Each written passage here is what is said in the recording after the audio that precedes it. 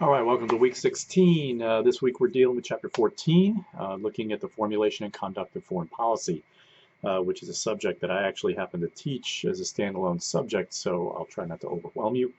The government conducts foreign policy with three principal aims: national defense, national security, and the betterment of the world, whatever that means. What does the federal government do to protect the nation's territory? Certainly part of the appeal of Donald Trump's presidential campaign was his promise to build a wall along the U.S.-Mexico border, claiming that a wall would somehow secure the southern border. Quick question: does anyone think that building a wall is going to stop the movement of undocumented immigrants across our southern border? My opinion, I'll be happy to elaborate with anyone who wants to talk to me about it. The federal government also has a responsibility for advancing the nation's economic interests as well. How does government do that? Have you read about the efforts of the federal government to advance American interests abroad? That happens to be another area that Donald Trump has claimed during the campaign that previous administrations had made bad deals with other countries and that he would renegotiate trade arrangements like the North American Free Trade Agreement with Canada and Mexico, our two largest trading partners. Based on what you've learned from the media, how are these efforts going? Obviously he's negotiated the deal. How is it better than the previous ones? Um, you know, Frankly, Trump, right as I'm shooting this video, is confronting an impeachment uh, investigation in the House of Representatives because of his attempt to leverage military aid to Ukraine in exchange for an investigation, a criminal investigation into one of his Democratic rivals for the presidency. What do you think about that situation as well? There's also a third aspirational element to U.S. foreign policy. Americans have an obligation to try and make the world around us a better, safer place. Presidents like Jimmy Carter emphasized human rights as an element of U.S. foreign policy and tried to pressure regimes that mistreat their citizens into respecting basic human rights. A significant element of U.S. tensions with Iran stem from that regime's potentially destabilizing actions in the Middle East, which is an incredibly important region that contains two-thirds of the world's proven oil reserves.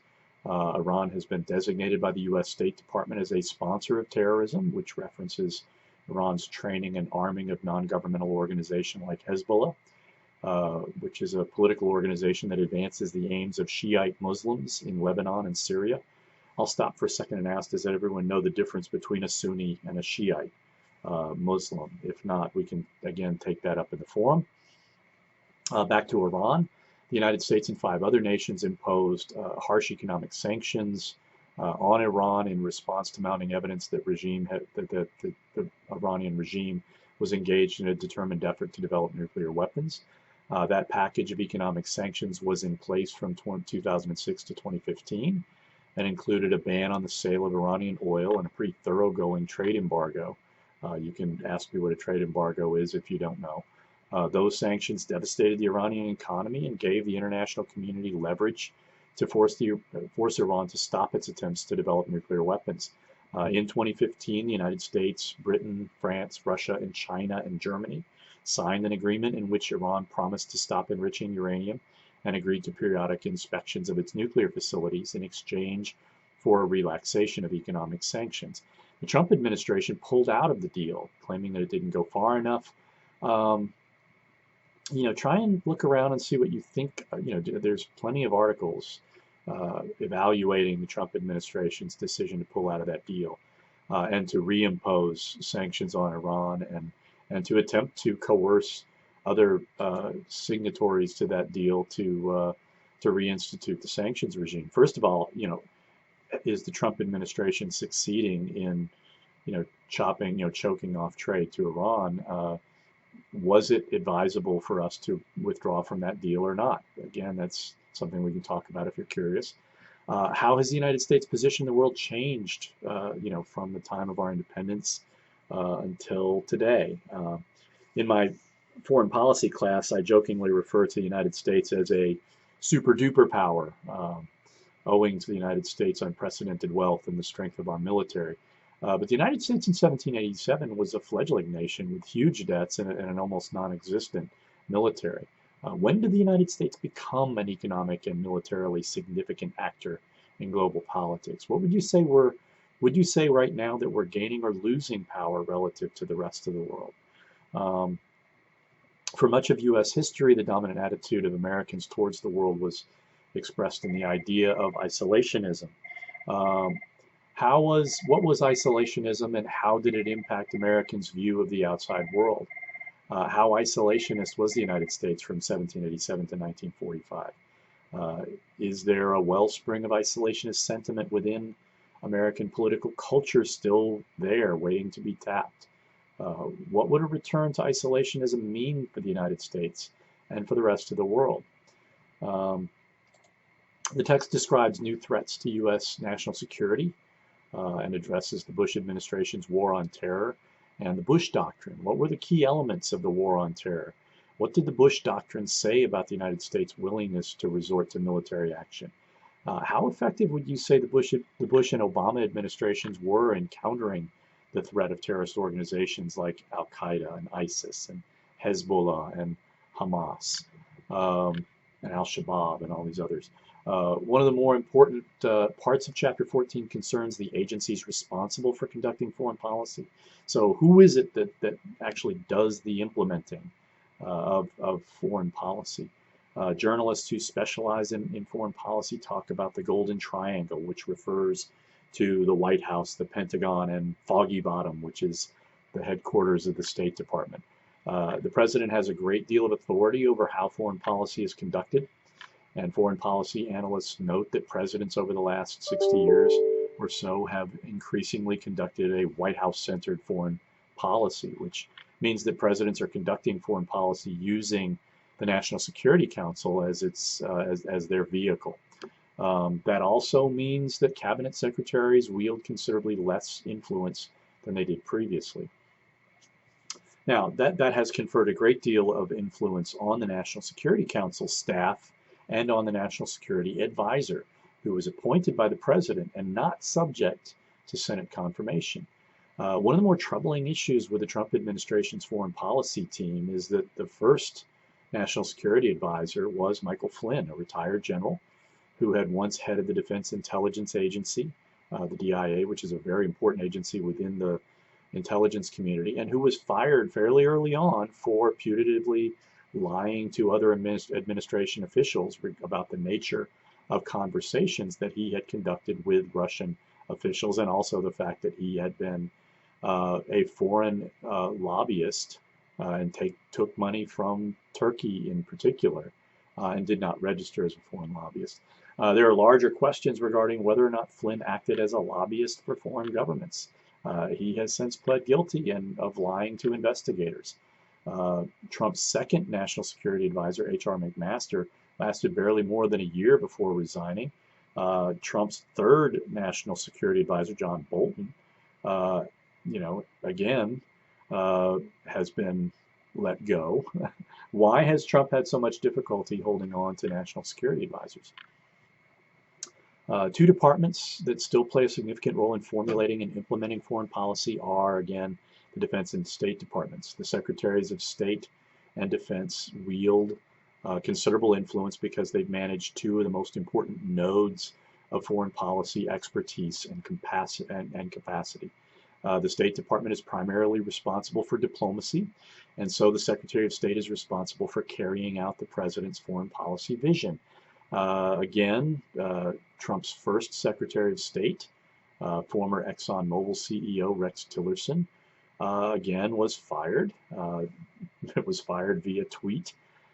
Based on what you've learned, again, from reading the text or anything else that you might read, why was Tillerson fired? At this point, I'm going to pause and again provide you guys some context. The Secretary of State was historically the principal foreign policy conduit for the president. And in the 19th and early 20th centuries, the Secretaries of State were essentially the primary foreign policy actors. Some presidents in that period didn't commit much attention to foreign policy because foreign policy wasn't what would get you elected or defeated as a president. That changed after World War II for two reasons. First, the end of World War II saw the United States take on a much higher foreign policy profile, and presidents were compelled to commit more attention and energy to foreign policy. And second, the creation of the National Security Council again provided presidents with the capacity for circumventing state in conducting foreign policy. All that said, secretaries of state continue to occupy sensitive positions within the foreign policy communities. They wear several hats. They are the chief diplomat. They are also the public face of the federal government, and they play an important role within the intelligence community. That makes the job of Secretary of State really difficult. And it's no small part of the reason that several recent secretaries of state, including Hillary Clinton and Rex Tillerson, faced a great deal of controversy and criticism. The Secretary of Defense is huge, or the Defense Department is huge, both in terms of sheer size and the scope of its responsibilities. The Defense Secretary and the civilian leadership in the Pentagon are responsible for formulating plans for defending the U.S. national security and interests over a variety of scenarios and in a variety of regions that are sensitive to U.S. security and economic interests. For example, if there's a problem with Muslim militants in Niger, a country in northern Africa that has large deposits of uranium, then the military needs to have plans for dealing with that threat. What role does Congress play in the formulation and conduct of foreign policy? It would be easy to say that Congress plays second fiddle to the president, but Congress does have an important role. The Senate in particular has the advise and consent power for major presidential appointments, and so have influence over presidential advisors and policymakers. The House likewise has appropriations authority, and Congress collectively exerts considerable influence over the budget allotted for foreign policy. Both houses of Congress also have oversight power and can use that power to support, investigate, publicize, and or oppose the president's foreign policy initiatives. The last comment I'll make on Chapter 14 is the role that the public plays in foreign policy. As a rule, only a tiny segment of the American public is both interested in and knowledgeable of foreign affairs. This is what political scientists describe as the attentive public. Americans generally only pay close attention to foreign affairs when there's a likelihood of a war. But even then, most Americans pay attention, their attention span as it relates to foreign affairs is pretty short. We should also note that the United States has been in a constant state of war since 2001. Are Americans getting war weary? Should the U.S. end its occupation of Afghanistan or go for the win? What would victory in Afghanistan require in terms of monetary and personnel commitments? There have been instances where public opinion impacted foreign policy. Americans' unhappiness with the conduct of the Vietnam War clearly led Lyndon Johnson to decline to seek re-election in 1968. Democrats swept midterm congressional elections in 2006, largely as a result of unhappiness over the conduct of the Iraq occupation, and likely was an important consideration in Americans turning to Barack Obama in 2008. Should Americans be more concerned about foreign affairs? What could be done to improve Americans' awareness of foreign affairs? Is there a public policy solution to that particular problem? Okay, hopefully this video and the one on domestic policy will give you plenty to think about and discuss. As always, if you have any questions, if anything is confusing to you, the forum is the place for the answers. And on a last note, I don't know if this will be the last video that you see of me. I hope you've enjoyed the course. I hope you've learned a lot. And if there's anything that I can do to make the course better for future students, please don't hesitate to tell me in the forum. All right, let's have a great final week of the semester.